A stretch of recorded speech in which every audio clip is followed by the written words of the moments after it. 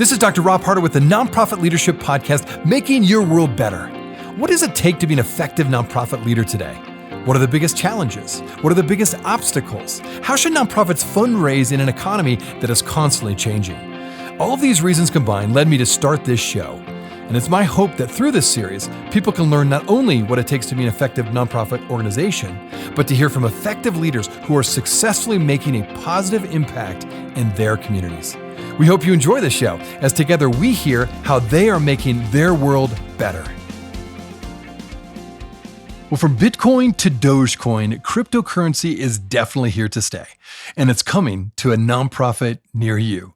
Now, I would venture to say that most of you are probably skeptical about the reliability and long-term sustainability of cryptocurrency. So when I start bringing up this topic, you may be very skeptical and even cynical about this topic. Now, this is part 2 in my 2-part series on cryptocurrency. And if you listened to my last episode, it featured Robbie Heeger from Endaoment. Now, this episode features another expert in cryptocurrency. His name is Pat Duffy.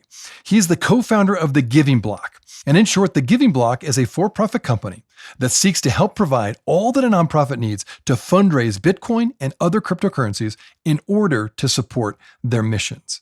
Now, as I mentioned in my last episode, I would love to get your feedback on this topic. I'd love to find out how many of you are using cryptocurrency currently. Email me, rob@ccofpc.org, rob@ccofpc.org. I'm really interested to find out how many of you are using cryptocurrency, and I'll probably put that on my blog and give an update on who of you are using cryptocurrency, because there's certainly a trend upward of more and more people are feeling comfortable of using it. I would like to know if you're using it. Okay, that's enough for the intro. Enjoy today's show.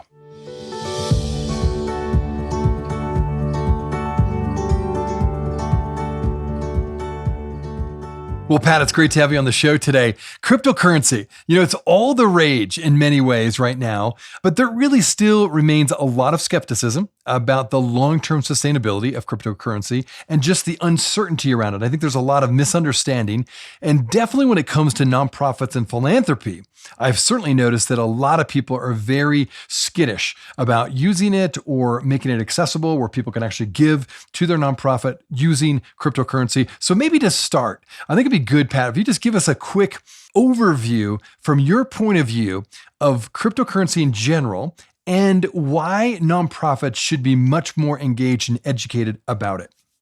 Definitely. Yeah. So you said something in there that's important. So like long-term and sustainable, right? Like, is this thing going to be sticking around? Like that's something that's kind of faded to the background, but we've been doing this since 2018. So it used to be more common and it's definitely still out there. I would just say very similar to social media platforms. It's one of those things where, you can look at a TikTok, of course, but even Instagram, like Bitcoin is older than Instagram. At this point, I think it's a very similar calculus. Like to say that Instagram isn't worth investing any resources in would be silly at this point based on how many people use it and the tools that it offers to an organization when it comes to fundraising, building community. Crypto is at or beyond that level, and just in the fact that it's a multi-trillion-dollar asset class. You've got 95% of hedge funds now diversifying into it. There's billions of dollars that have been donated to charities, and the fastest growing user base with hundreds of millions of users worldwide.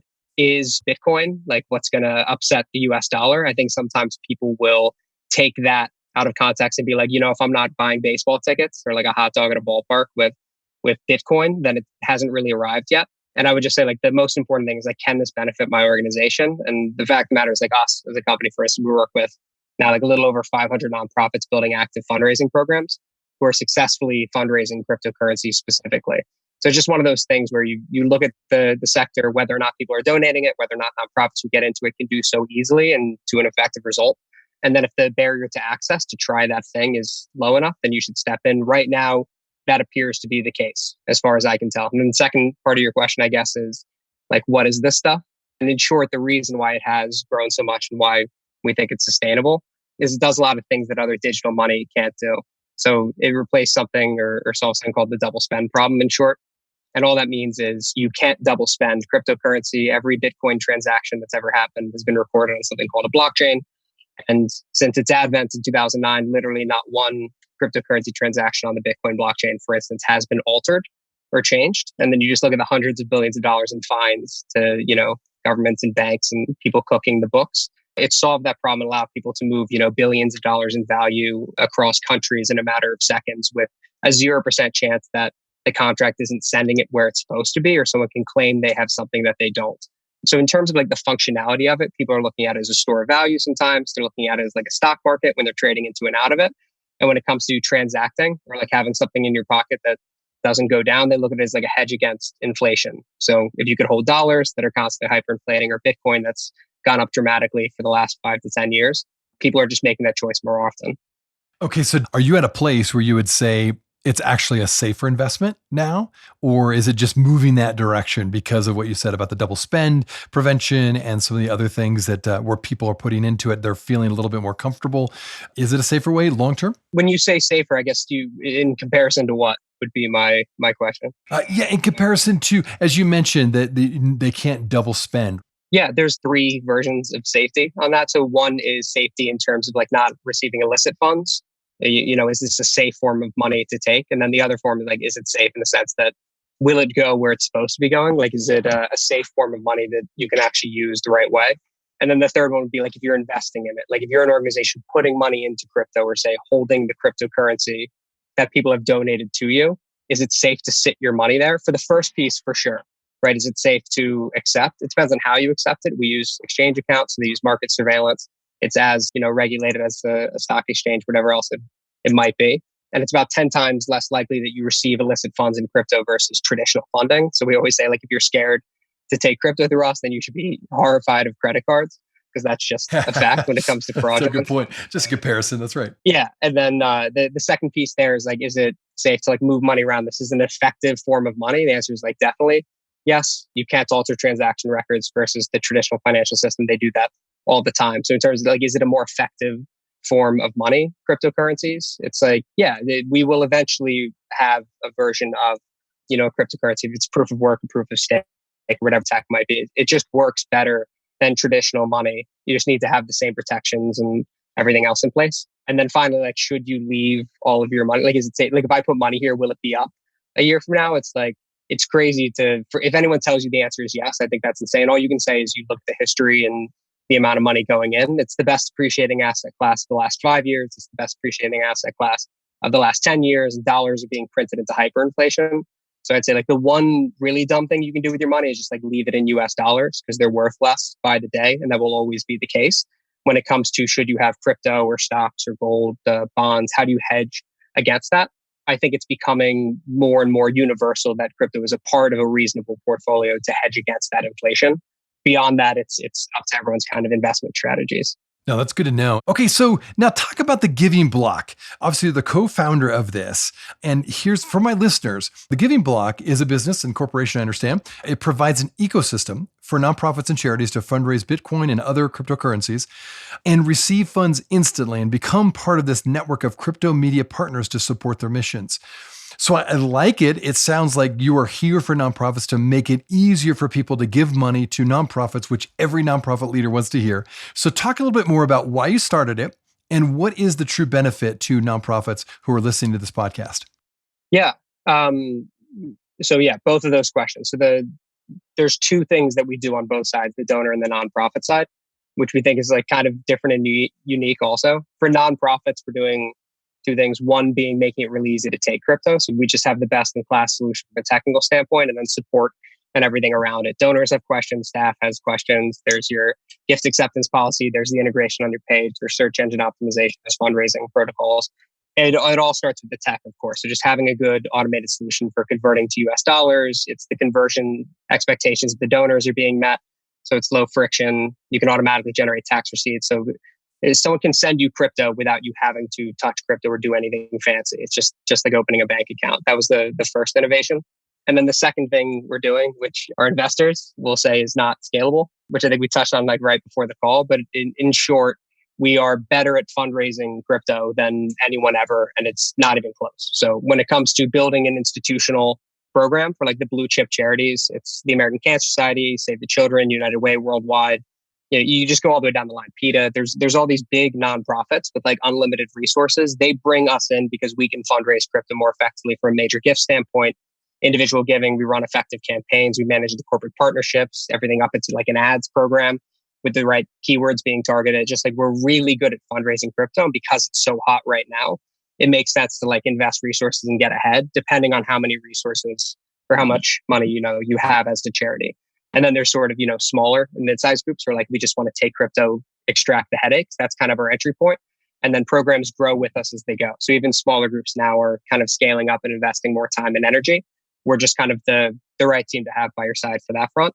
And then I guess the interesting piece of what we do is we're like really donor centric. It's like 50% of what we do has nothing to do with direct services delivered to clients. It's building a crypto philanthropy ecosystem on the donor side. So when it comes to donors giving crypto directly, trying to do NFT drops, run on crypto exchanges, like trading fee competitions that all get donated to charities. It's like we build crypto philanthropy and crypto corporate philanthropy programs. We run the crypto giving pledge for the industry. We run Bitcoin Tuesday, the community campaign for the Giving Tuesday Foundation. Everything from that front just like gets donors or crypto users rather being philanthropic and being more effectively philanthropic when it comes to, companies and individuals giving their crypto to charities and harnessing that tax incentive. We go all in on that front. So we generate about 80% of the volume we process from the outside in versus just setting up a technical solution and clipping tickets. We've just taken a much more proactive approach. That's really fascinating. And I love hearing about this. Okay, so you're better at fundraising with crypto than anyone else right now. And we did talk about that a little bit before the show started. There's just not many people in the space because most people are not dedicated to the nonprofit sector when it comes to cryptocurrency. So congratulations to you. Now, what would you point to as the reason for your success? In other words, what is your secret sauce? I guess inexhaustible entrepreneurial energy. It's just like and I don't mean myself, I mean the team in general. We just took the approach of like that psycho energy that comes out of the crypto sector, where it's just like you have 19-year-old Russians building multi-billion-dollar investment platforms, like seemingly overnight. There's just so much energy in that sector and so much green grass, very similar to the early stages of the internet. Like if you want to live and breathe something right now, like in the crypto space, you get somewhere first and you set up shop and you really go all in on it. Like you can build a really sophisticated ecosystem for the ground up and like design categories, which is just something myself, my co-founder, and our whole team are really invested in. So like the secret sauce for sure is just having spent thousands of hours trying to figure out the right way to do that. From like a crypto fundraising standpoint, the reason that happened is because we pretty much had a crossroads in the early days. We could either set up a donor advised fund, which is also, I know you talked to Robbie at Endaoment. It's like he's doing that for ETH. I don't want to knock it. It's just not our angle. You can set up something like that. And you can equip all charities seemingly overnight to accept crypto when a donor decides they want to give that thing. Or you can create a business model that like activates charities where it's sort of like they're paying for a product and you're going all in on something from an individual nonprofit to nonprofit, like crypto philanthropy, programmatic building standpoint. So we went with the latter. We tried to build kind of like an easy entry point for the average charity to take it. And charities could accept crypto, quote unquote, like on their site, but no one got any donations. It was just a really small ecosystem. So we decided to just go all in, getting charities really good at being like, hey, we're here, you can donate crypto to us. And then getting all the donors or crypto users rather to like do something awesome philanthropic and bring them together. And that required us to create, like a subscription model in short. It's just like if charities want to pay us and help us build a team to do this really effectively, we're just going to keep showing up every day and getting better at program building for the charities and at like creating a larger donor pool for the charities to tap into. I love that. Okay, so let's talk about some brass tacks here. So people are listening and they're convinced they want to be able to accept cryptocurrency. Kind of talk through the process. Like, how do they sign up for this? What does it look like? What are the fees involved? Give us some brass tacks in terms of how this actually works if you work with a nonprofit. Yeah. The first thing is like, don't go too crazy on it to begin with. So like we have tiered packages. So we have what's called basic, which is $2,500 a year, where we set up charities to take crypto. And then like all of what we call our donor funnels. We build integrations on crypto exchanges. We run all of the campaigns and the programs. We create a lot of resources. We bring the nonprofits together for learning sessions. We talk to their teams and help them kick it off. And then also, of course, like the setup of their technical solution for taking crypto, the integration of that into their site, building a page for them on our platform. All of that stuff is just like, hey, you're trying to get your feet wet and you want to take crypto, no headaches. And if you want to like kind of start putting a little time and energy, then you can, dip your toes in to get your feet wet. And then subscriptions go up from there. And that's just based on how much charities want to do from a crypto fundraising standpoint. So like most of our charities will start on basic. And then, they'll get their feet wet. They won't overinvest time and energy. They'll get some cool results going. It becomes a successful fundraising pillar. And they're like, if we put more time into this, we think we could do more. And then they'll scale up, and pretty much with each tier of that, our team invest more of our time and energy into building individualized crypto fundraising programs with them, helping them think about end of year more strategically, layer crypto into everything they do from a 360 lens and fundraising standpoint. And then, future proofing it, thinking about like, how can we proactively get crypto sponsors, donors, get people taking the crypto giving pledge on our behalf, all of that stuff down the line. It'll scale up kind of with the packages as they go.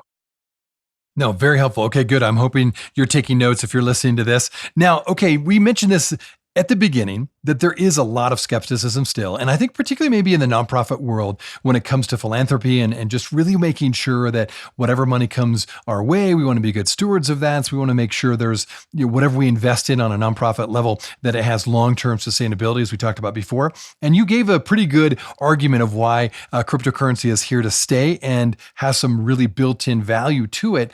But maybe you bump into some nonprofit leaders that are just really resistant. They're very skeptical. They don't think it's reliable. How have you overcome people's skepticism in the past about these issues? Maybe you could talk to that. Yeah. The answer is they're right. It wouldn't be a reliable thing to put time and energy into and like build from scratch. It's like you also wouldn't build your own like Wi-Fi routers and stuff. Like it's a very unique space to get into. It's not just a donation method. We say it's a donor demographic. It's one of those things where back in the day, you pretty much had donors who showed up out of nowhere every once in a while, and they'd give $56 million in a day. And you'd be like, what is this?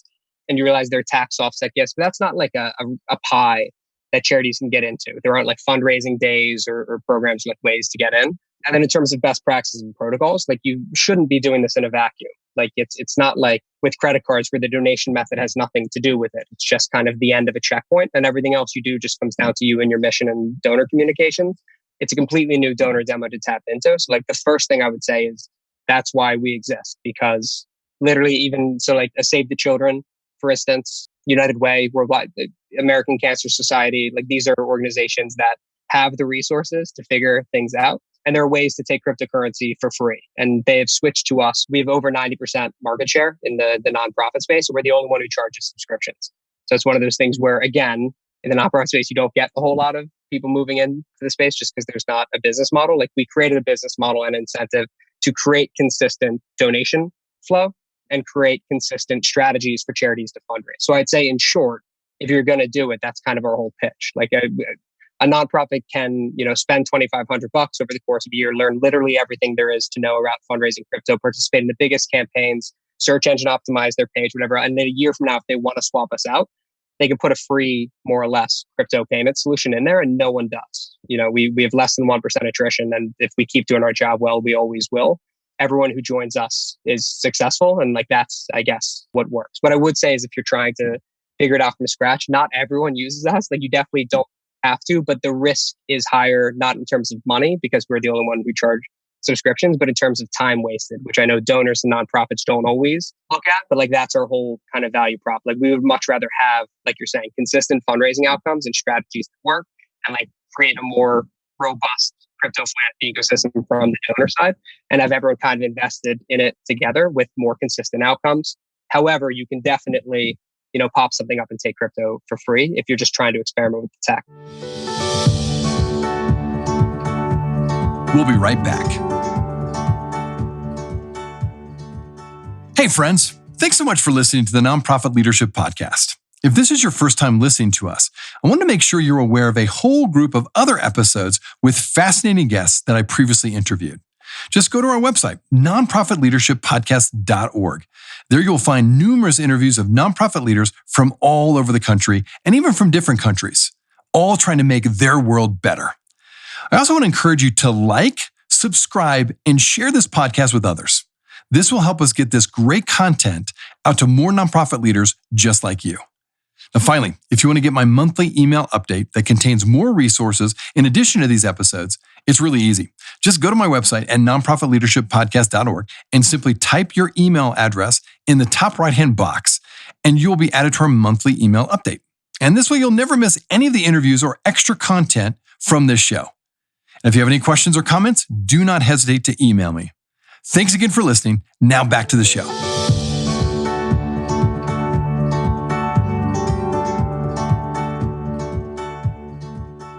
Okay, good. No, it's very helpful. And I understand that you also provide tax reporting. Tell us more about what you provide nonprofits when it comes to the reporting aspect. And again, whether they're small or large nonprofits.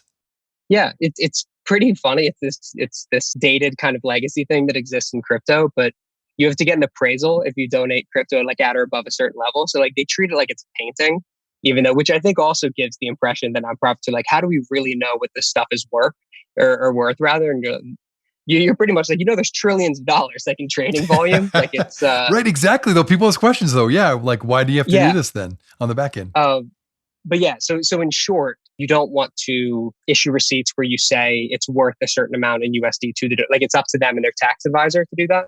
If nonprofits get pinged by a donor, like they receive one of our automated tax receipts, and they're like, we need to get an appraisal, and like my accountant can't do this. Like we work with accounting firms and tax software companies that make that stuff super easy. So we provide that as a service, like post gift, if a donor wants to come through. It almost never happens sneakily. Like you'd be surprised, pretty easy for donors to get that done, but they got to pay for it, which is a pain in the butt. But that's neither here nor there. In short, they need a receipt that says like, hey, here's the nonprofit, their 501c3, their EIN, like everything you need to tell the IRS that you gave to a like an actual charity.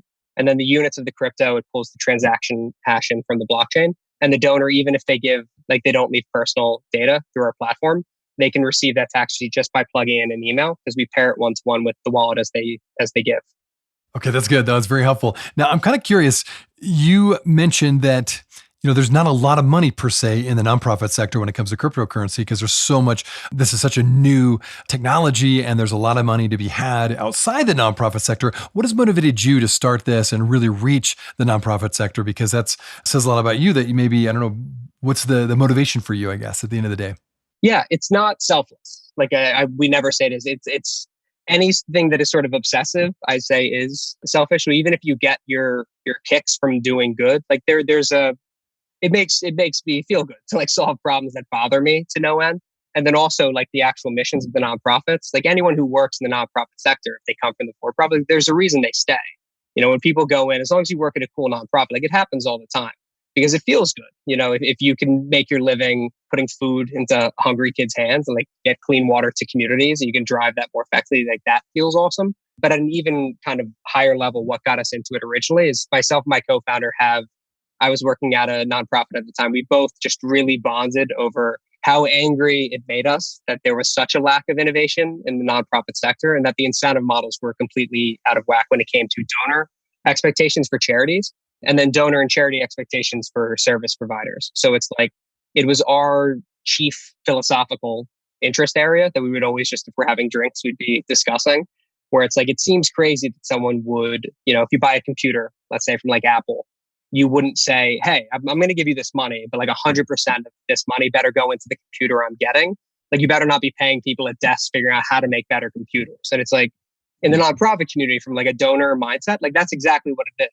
I love hearing your story, and I love the fact that you were part of a nonprofit at one time. So I was like on staff, and thank you for wanting to help the nonprofit sector and add more innovation. I've had many people on the show that have talked about that, and I think you're right, and that's partly one of the many purposes of what I'm trying to do with this podcast is to get great ideas out there, and what you're doing is one of those great ideas to increase the innovation level of nonprofits. Because I 100% agree, and I think it's something that we need to continue to do. In fact, I think because there's so many changes, as I'm sure you see it all the time, you're on the front lines in many ways. If nonprofits don't open themselves up to all these different advances and changes and innovation, they're going to be left behind permanently. I think that's one of the things we've seen out of COVID is organizations that are not changing and are not nimble enough to adjust to the changing times around us. They're just not able to keep up, unfortunately. But okay, then let's back to cryptocurrency. What role do you see cryptocurrency playing for nonprofits when it comes to philanthropy as a whole? Like, for example, you've kind of said this already, but I want to ask it again. Is this something that today, if people are listening to this podcast, every nonprofit should be fully engaged with? Why or why not? Is cryptocurrency something they should invest with when it comes to their philanthropy strategy? Yeah, so every nonprofit, definitely not. It's one of those things where not only, there are awesome ways to, again, accept crypto for free if you're just trying to experiment with it and get your feet wet before you're like, especially for very small nonprofits, before like investing resources in a new thing. Like you definitely want to know kind of what's up, what you're getting into. So it's like, not that you have to like set two things up because that could be a pain, but like doing research, I guess, is fine. I would say for very small nonprofits, there is a tendency sometimes to look at crypto as like a lottery ticket. And for those are like, you'll know who you are if you hear that sentence and you get like a little pang because you kind of get that that's what's happening. If you don't have a mobile optimized site, if you don't have like a social media presence that is effective, like if your calls to action aren't worked out, you don't have a good existing kind of end of year campaign as is, it's like set up your foundation. But if you are a stable organization like that is fundraising effectively in any way, shape, or form, even on the small side, and you've got even an intern who's full-time on social, then you can layer crypto in and you can drive additional fundraising outcomes. It's just like you won't figure out fundraising via crypto. Like we had that, especially in the early days. We were just like trying to get any charity to fundraise crypto. We would work with much smaller groups who were just like learning Twitter through crypto. And it's like, that's not the way to do it. Like, because you can fundraise other things on Twitter too, of course. In short, if you have, any sort of a stable foundation that's a nonprofit, you can fundraise effectively. You have an individual giving program, even if it's small, and a social media presence that's like even small but scrappy. Then crypto is a great way to boost engagement on social, to drive in a new audience, to drive up a new revenue pillar. But if you're not there, I'd say like, don't look for lottery tickets. Like it's the boring stuff that you should be focused on if you're really tiny. Like just get your foundation set up, get good at being a nonprofit. And then additional payment methods, I think, should be your next step, not just crypto, but everything. Now, very helpful on that. And I wonder, as you look ahead and say the next 3 to 5 years, what's your prediction when it comes to the percentage of a nonprofit's philanthropy that will come from cryptocurrency? What do you think 3 to 5 years from now? What percentage will that be? Yeah, we have a bunch of nonprofits now that raise the majority. It's not the norm, but like that's already kind of happening, especially on the smaller mid-size end. When groups get good at this, it could be like uniquely transformative. And then for the larger groups, they can just, like American Cancer tweeted, we take Doge now, like when we first listed that. And it was like their best performing tweet of all time. So it's like, for the big ones, it's a no-brainer. It's an easy pillar. And then for smaller and mid-size, like once you get the tracks down and you layer it into everything, pretty kind of low-hanging fruit, low-friction stuff, it works as a really effective engine. But in short, like industry-wide adoption, like what can this thing cap out at? This year, we're looking to raise over $100 million for charity. We're like well on track to do that, like maybe even closer to 2 if we keep pushing the numbers up. We always raise more in the month of December than the rest of the year combined. And like this month, we're at a little over, I think, 8 million in donation volume. So like it's going up a lot. Next year, we're on track to do well over $1 billion. So it's opening up, and we're just, we're one company. We are the epicenter for now. We're working very hard to continue that trajectory, but that'll scale up a lot over time. In short, pretty much 2 things need to happen. On the nonprofit side, it needs to become more widely set as an expectation. We're working on integrations with companies in the nonprofit space, and on the crypto side, just making crypto giving a lot more kind of seamless and a part of everything. And then on the user side, the institutional adoption and like the average users getting into it, there's hundreds of millions of users now. 1, getting into trading and having crypto, and then 2, understanding the tax incentive. Those 2 things are going to have to continue to ramp up. But as those things occur, I guess, in short, like there's no reason that non-cash assets, if stocks catch up to crypto in terms of ease of use, which hasn't really happened yet, they're not divisible and they're kind of hard to touch. But cryptocurrency also, as it becomes, it's integrated to PayPal and everything else now, there's no reason that in the not too distant short term, non-cash assets offset or rather replace pretty much all credit card, ACH, wire payments, just because it's so much less tax incentivized. Literally the only reason you wouldn't be giving cryptocurrency or stocks is because you don't know any better, or it's really hard to do it because you don't just get the write-off, but you pay no cap gain. So it's nonsensical to not donate this way, so long as it's easy and available and prompted in payment systems. So we'll see how quickly that stuff happens. But in terms of the incentive model, it's the easiest form of money to send, cryptocurrency. It's the most tax incentivized. And it's the fastest growing user base. Like there's no reason it can't become like one of the dominant payment methods in the short term. And then eventually, unless stocks catch up from an ease of use standpoint, like the dominant payment method in the nonprofit sector. That's really interesting. Okay, so I hope my listeners are leaning in there. That's a pretty bold statement to say, here's what the prediction will be in the future. Well, this has been fascinating conversation, Pat. As I mentioned, this is our second installment, part 2. We've had Robbie Heeger from Endaoment on the show, and now you. It's great to have 2 people that really have put a ton of thought into this, and you really both are on the cutting edge of what you're doing when it comes to cryptocurrency and nonprofits. So for my listeners, how can they find out more about you personally and more about the Giving Block? Yeah, there's not a lot to find out about me. Like the only thing I'd recommend people do is just like check us out, on Twitter at The Giving Block, across social at The Giving Block, just to like stay up to date on the latest. We have a newsletter you can sign up for if you're just kind of getting your feet wet. If you're interested in actually understanding how the technical product works and like how it could fit in with your team, then book a demo. So it would just be thegivingblock.com. And then it's, accept crypto, book a demo is an option right there.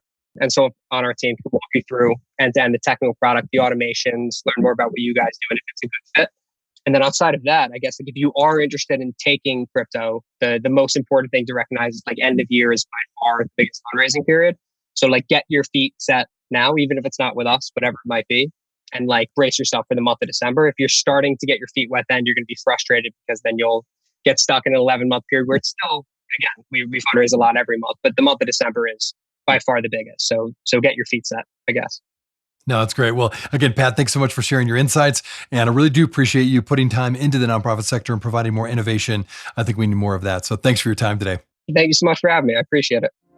Hey friends, I wanted you to know that this podcast can be found on both iTunes and Spotify. If you're wondering how to find it, just type in the words Nonprofit Leadership Podcast and this podcast should show up. We also encourage you, when you go on iTunes, let us know what you think. Give us a review, give us a rating. We would love to hear what you think of this podcast, and your feedback will help expand this podcast to get it out to as many people as possible. You can also find other resources and interviews of past guests on my website, nonprofitleadershippodcast.org. Again, that website is nonprofitleadershippodcast.org. Thanks again for listening, and until next time, keep making your world better.